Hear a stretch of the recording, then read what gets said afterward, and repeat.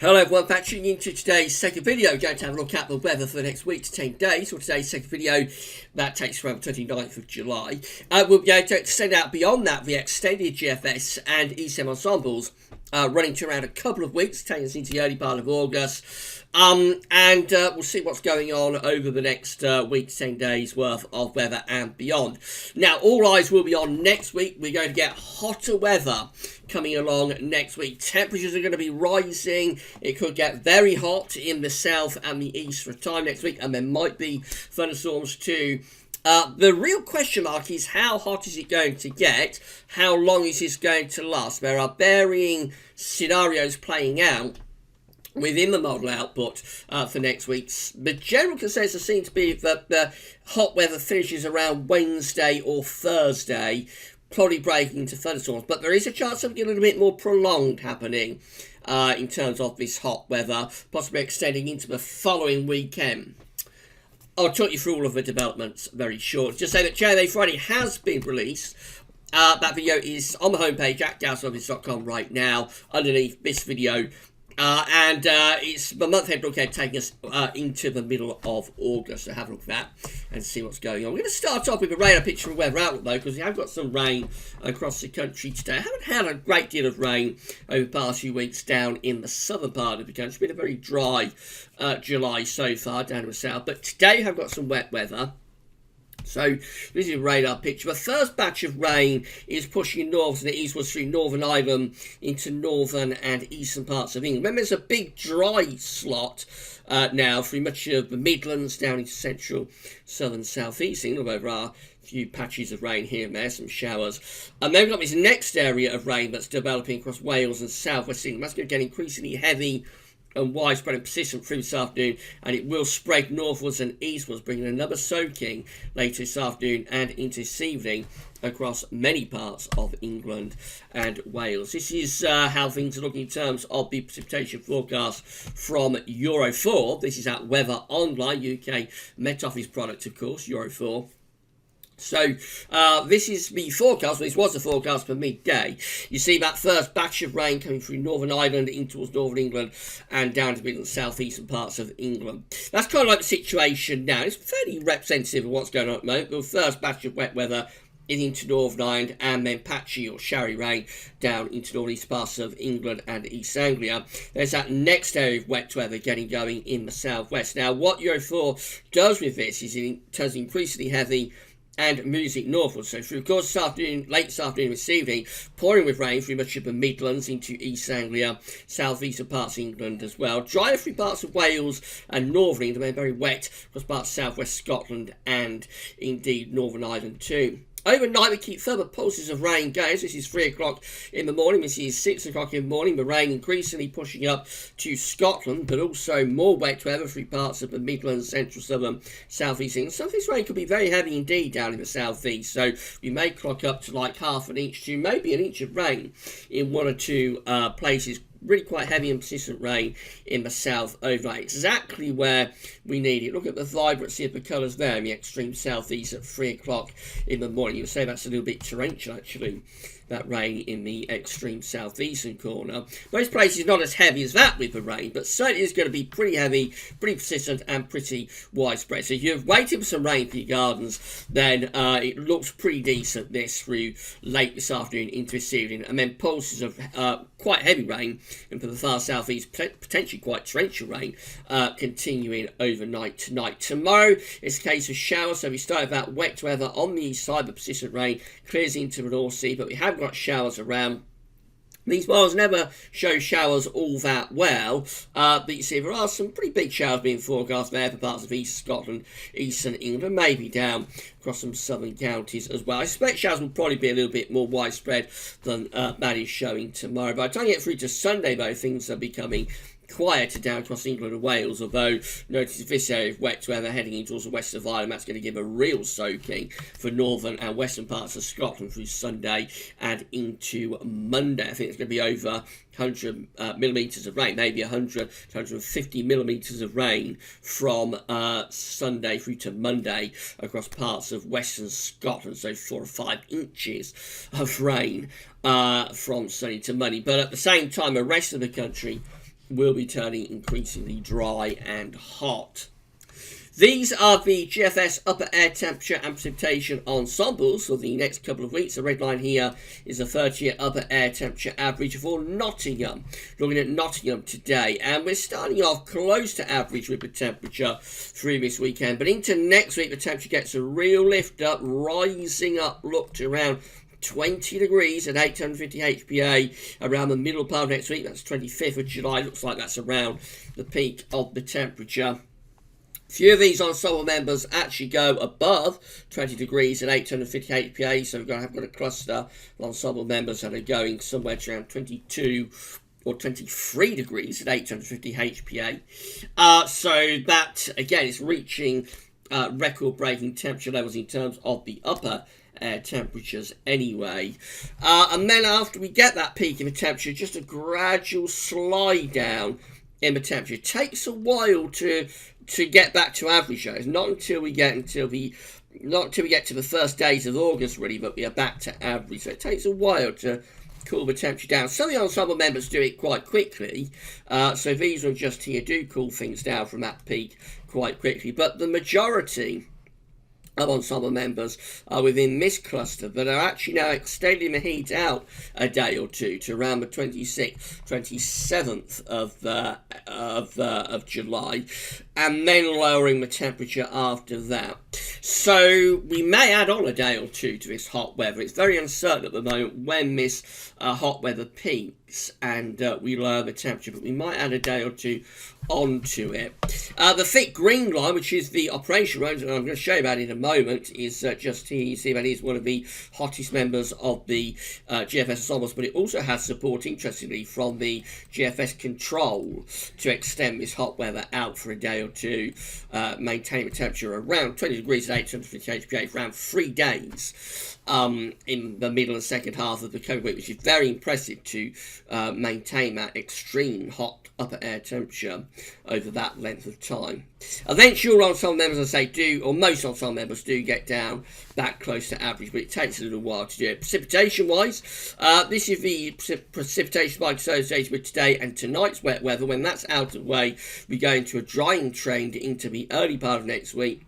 Then the rainfall spikes coming back through the middle and second half of next week, telling us that there is an increasing risk that not only will it be very hot, might also be increasingly thundery too. Temperature anomalies from the 19th to the 27th of July are coming out hotter than average, not just for the UK and Ireland, but through most parts of Europe as well. It looks like a very, very warm final sort of full week to July. Hot temperatures, particularly so again through France down into Spain and Portugal, and also through to Germany. Precipitation anomalies looking like that. Driving average for much of France, Spain and Portugal under an area of high pressure extending into Germany. For the UK and Ireland, actually looks a little bit unsettled. Bear in mind that does take into account today and tonight's rain and tomorrow's showers. And also takes into account next week's thunderstorms. So the anomaly anyway from the 19th to 27th of July is actually coming out average to a little bit wetter than average through most parts of the country. This is how the GFS 6 o'clock run is looking for Monday. Now we know this is going to be a particularly hot run based on the GFS ensembles. Remember, the thick green line is the operational run, and we see that's it within the hottest cluster of ensemble members for next week and beyond. So this could be quite an impressively hot run, but it might be a bit over the top. Do keep that in mind. This might be a little bit over the top. But anyway, this is how Monday is looking. So high pressure is building from France into Germany. That's starting to pull hot air up from the south. At the same time, we've got low pressure out to the northwest. There's a very active weather front that's across west parts of Scotland. That will bring a real deluge to the far northwest of Scotland from Sunday through to Monday. That low pressure then gets pushed away to the north and west by this ridge of high pressure and the hot air moving up from the south. So that's Tuesday when high pressure is taking over the weather over into the east of the country. There comes those hot southerly winds. That's how the upper air temperatures are looking on Tuesday. So you see the heat is really building across France, Spain, Portugal.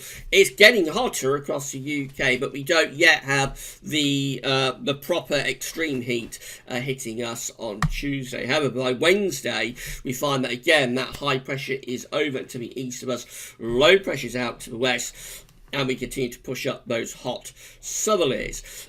You see the upper air temperatures by Wednesday, 24th of July, are looking very hot now. The 20 Celsius isotherm is heading in to southern and southeastern parts of England.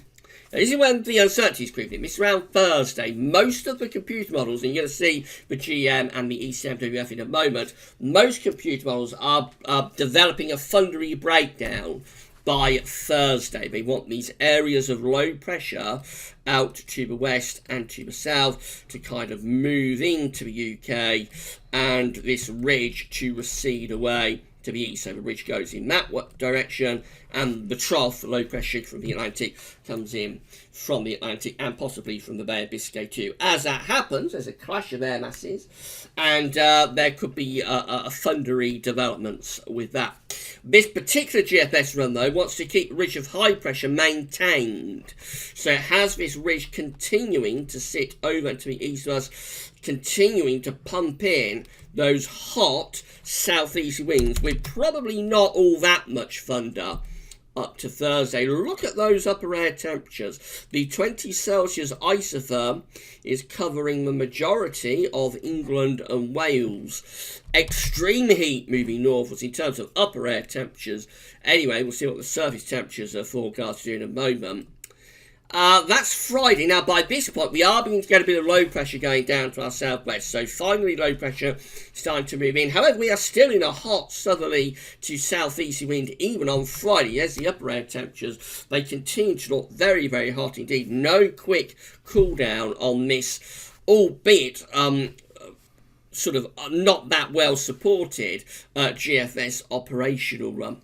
Into next weekend, we still look pretty hot, actually, but probably turning increasingly thundery. That's Sunday, 28th of July. We're still maintaining that ridge just to our east and northeast. We're still basically pulling in hot winds from the southeast. All that's happening is that this low pressure is starting to force its way up from Biscay, bringing increasing threat of thunderstorms over that final weekend of July. But it's still hot, even to this point. That's day 10.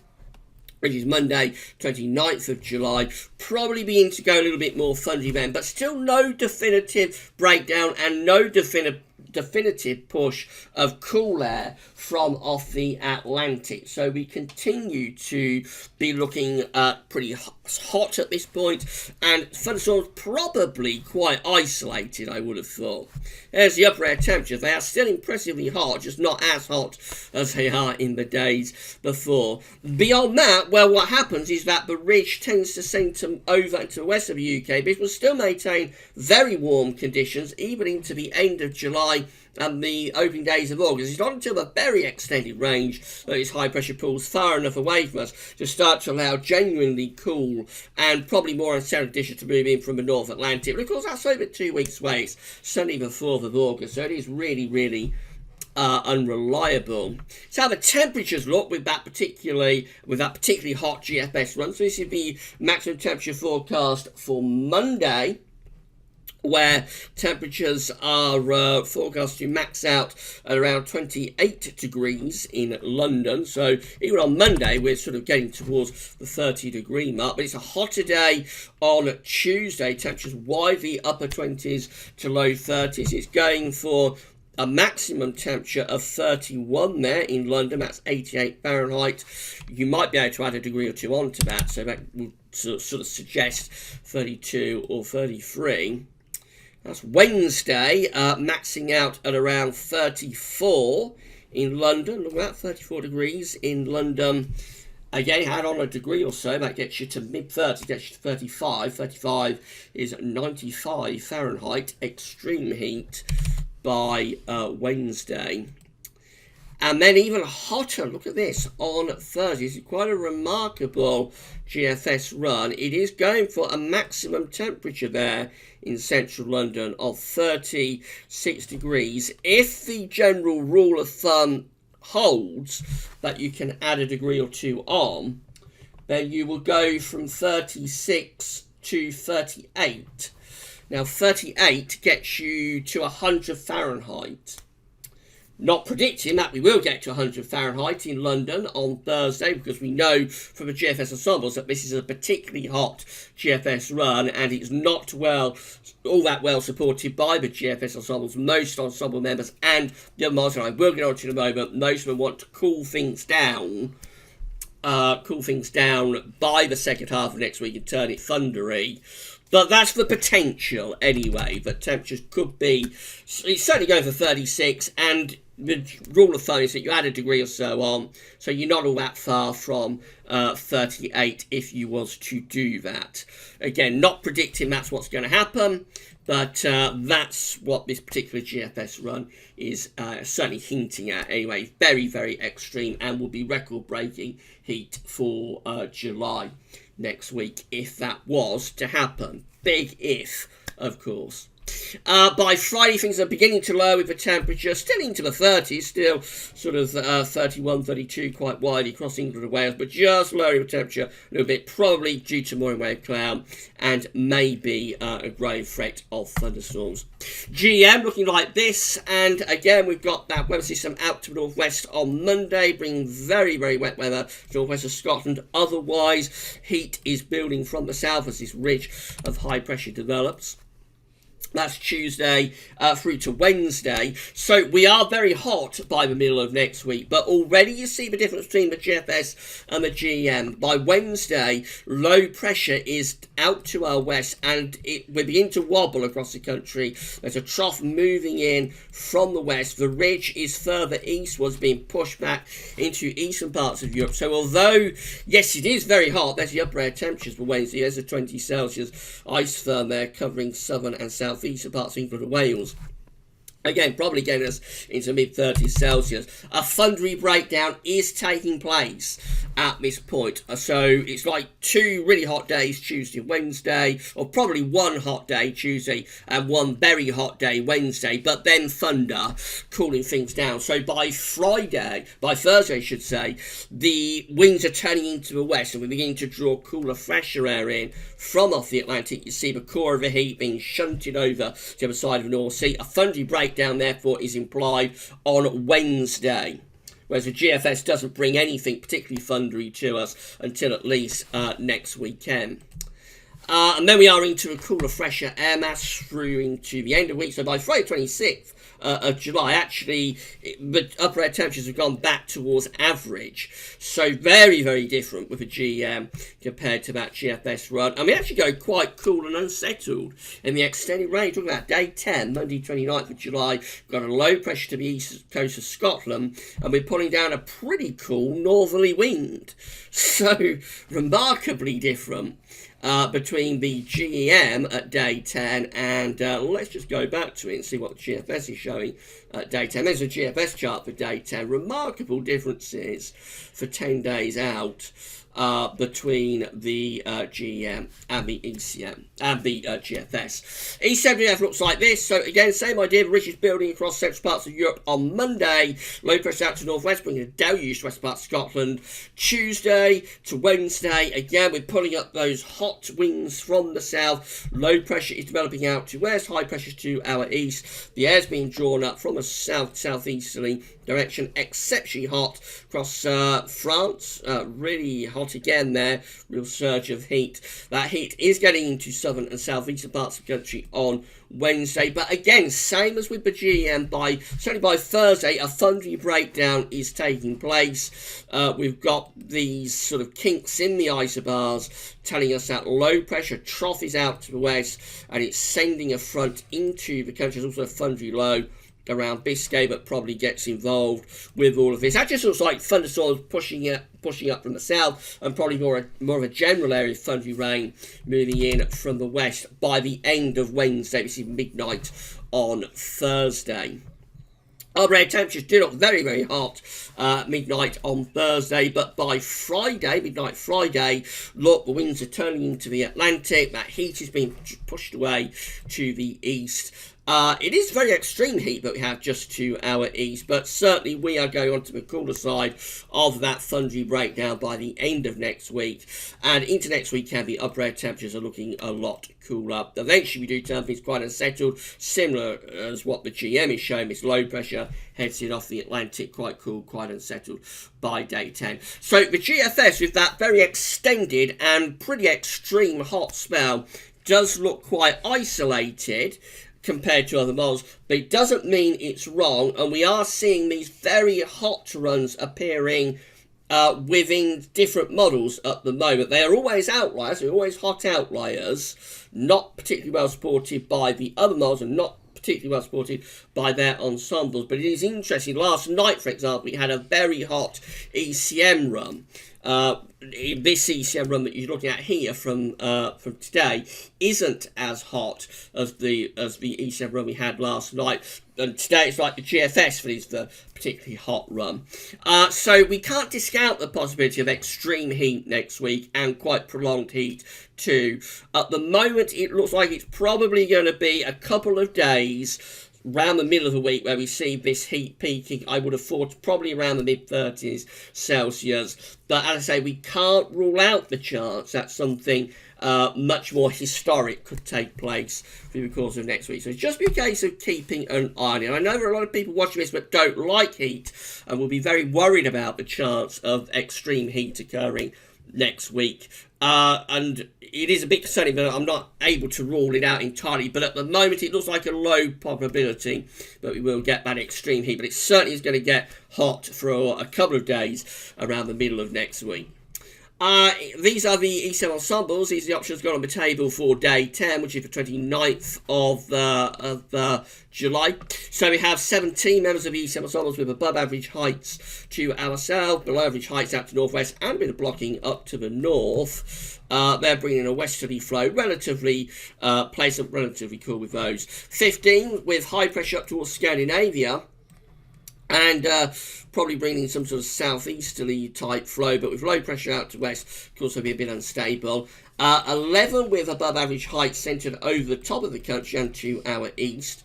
They're probably the hottest option, bringing up winds from south. And then the most unsettled and coolest option of the 8 just here, with below average heights over to the east of us, and pulling in these westerly winds. In 2 weeks' time, these are the options that we've got. So we've got 27 members of the ECM ensembles with above average heights in the middle of the Atlantic and going north. And also there's a bit of a trough over top of the UK actually, so quite cool and set with those. And then 24 with below average heights to our west. Again, bringing in an Atlantic flow. It looks like the early part of August within the ECM ensembles is looking fairly mixed. Finally, we'll finish with this 700 millibar high only from the CFS V2 for August, and it's going for above average heights to be over and to the east of the country, so it's going for a relatively anti-cyclonic month. Below average heights up towards Greenland, high pressure around Newfoundland, so the jet stream would be going something a little bit like that, I would have thought. So we're under a ridge of high pressure, and potentially we're bringing in some pretty warm winds with the CFS for August from a southeast direction. Temperature anomalies for August are being forecast to be above average for the UK and for most of Northern Europe as well. And precipitation anomalies are very, very close to average, as they always are with these monthly anomaly maps. So, we've got a lot to think about for next week. It certainly is going to get hotter. That's the main takeaway from the updates at the moment. Hot weather is on the way. It will get hot next week. And that's particularly probably from Tuesday to Thursday. How hot does it get and how long does that heat last? They are the questions that we're going to have to try and answer in the next few days. It makes it particularly difficult because we're going to do weekend forecasts tomorrow. My suspicion, my guess, is that the temperature will peak on Wednesday afternoon, probably somewhere like Heathrow or central London at around 35 Celsius, 95 Fahrenheit, with an increasing risk of thunderstorms breaking out on Wednesday afternoon, Wednesday evening.